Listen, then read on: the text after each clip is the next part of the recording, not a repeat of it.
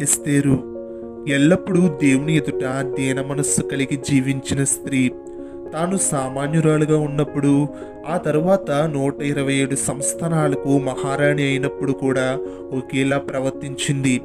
తన తల్లిదండ్రులు మరణించిన తరువాత తనను పెంచిన మొర్దెకైకి విధేయత కలిగి జీవించింది.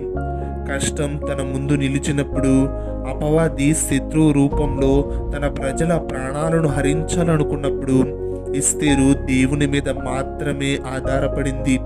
తన ప్రజల ప్రాణాల రక్షణ కొరకు దేవునికి మొర్రపెట్టి తన ప్రాణాన్ని సైతం లెక్క చేయక క్రూరుడైన అహష్వేరోషు ఎదుట నిలిచింది.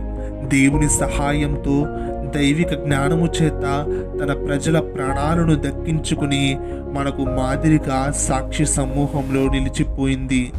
నేటి క్రైస్తవులారా, మీ కష్టాలలో మీరు ఎవరి వైపు చూస్తున్నారు? మీ కుటుంబ సంఘ ఆత్మల రక్షణ కొరకే మీరేం చేస్తున్నారు? ఎస్తేరులాగా దీన మనస్సు కలిగి దేవునిపై ఆధారపడితే ఆయన చేసే అద్భుత కార్యాలను మనం అనుభవపూర్వకంగా చూడగలుగుతాం. వందనాలు.